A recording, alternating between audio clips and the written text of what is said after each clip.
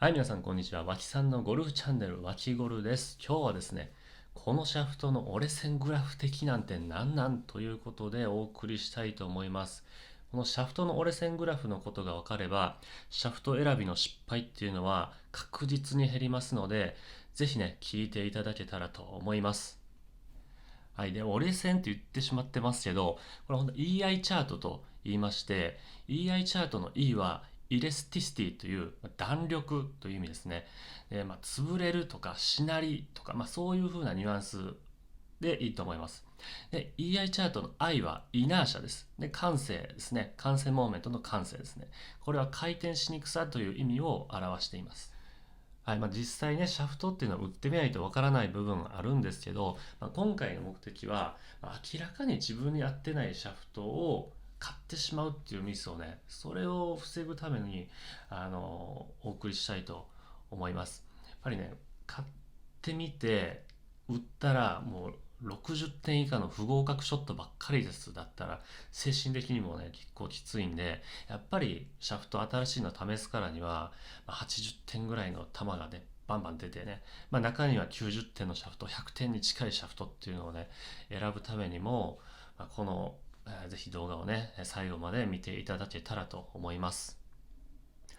はい、今回はですね、三菱ケミカルの天性 CK プロシリーズを例にとって解説したいと思います。日本でも天性 CK プロオレンジは発売されてますので、これがね、どんなシャフトかだったかっていうのをこの表を交えて説明したいと思います。この表の見方なんですけど、まず右下にバットって出てるんですけど、これはグリップ側のことですね。で、左下にチップってあるんですけど、これはヘッド側、先っぽの細い側の方を言っています。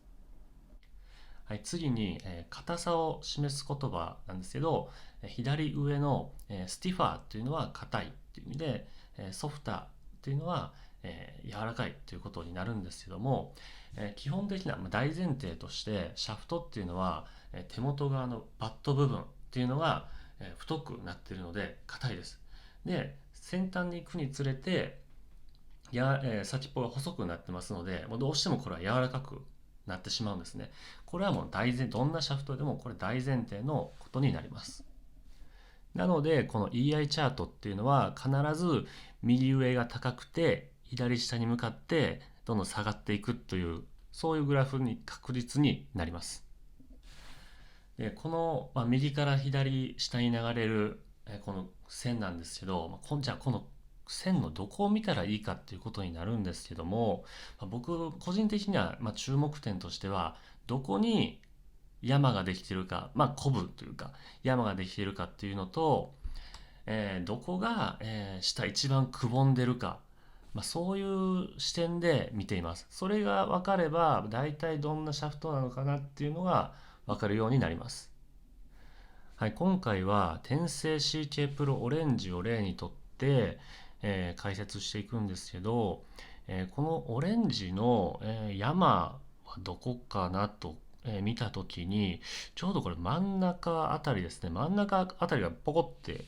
こう山にコブになっていると思うんですね。で、あと最後に、最後の方が少しだけ膨らんでるような感じがするんですけど、ということは、このシャフトがどの辺に硬さを感じるかというと、この今膨らみがあった真ん中と先っぽの方に硬さがあるんですね。はい、ということは、中間から先っぽにかけては、あまりこうしなったりとか、そういう要素、走ったりする要素は感じられないシャフトなんだなということがわかります。はい、となると、先っぽがしなってほしいとか、弾き感が欲しいっていう方には、あんまり、そこまで向いてないシャフトなのかなという印象があります。ただし、このオレンジの場合は、ブルーとホワイトと比べると、手元側が、少し、柔らかめに設定されているので、この手元側で、柔らかさ、しなりを感じるというシャフトになっています。なので、手元でしなりを感じて、あとの中間から先端はそこまでしなりを感じないというふうなグラフの見方になります。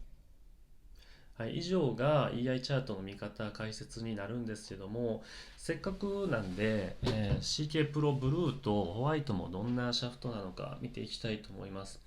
ブルーなんですけど、どこが一番山になってるかなと見たときに、手元側、バット部分ですね、にコブが少しありますね。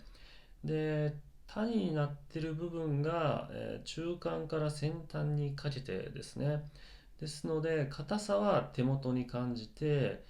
しなりとかを感じるのは中間からしなっていくのかなというシャフトですね。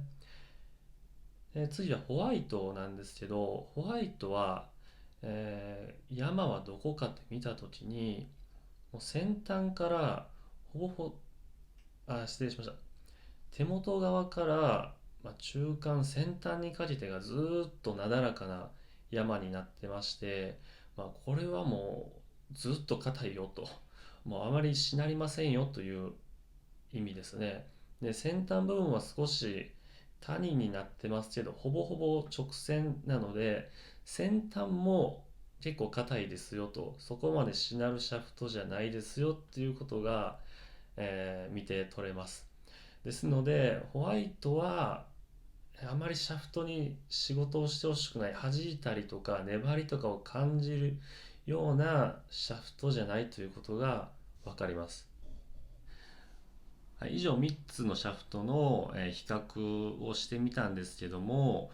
日本に CK プロオレンジしか入ってこなかったのは、やっぱり癖がないからかなという印象ですね。はい、であと補足をするなら右上の、転生 CK プロオレンジローローンチロースピンって書いてるんですけど、基本的にこのローローンチロースピンってなるのは手元側が失礼しました、先端側が硬いと、ローローンチロースピンという風な書き方になりやすいですね。はい、ということで今日はこのシャフトの折れ線グラフなんなんということでお送りしたんですけど、やっぱりシャフトはまず打ってみて、でどんな打球が出るかっていうのを分析して、ある程度経験値的なとこはあるんで、あの食わず嫌いをせずにまずは打ってみてというところがありますね。勝ってまですることはないんですけど、練習場でシダとかねやってますんで、積極的に打ってなんか合わないな、一発目からタイミング合わないなっていうシャフトは、最近はもうホームページすぐ、スマホで見れますんで、そこで EI チャートを見て、これはこういうシャフトなんだなって分かれば、次から似たようなシャフトを打つ必要がなかったり、勝って失敗する後悔はないと思うんで、ぜひね、この動画を参考に、どんどんシャフトを試して、さらなる飛距離アップ、レベルアップをしていただけたらなと思います。はい、ということで、もしこの動画が良ければ、ぜひチャンネル登録よろしくお願いします。並びに高評価、低評価、どちらでも構いませんので、押していただければ幸いです。ではまた。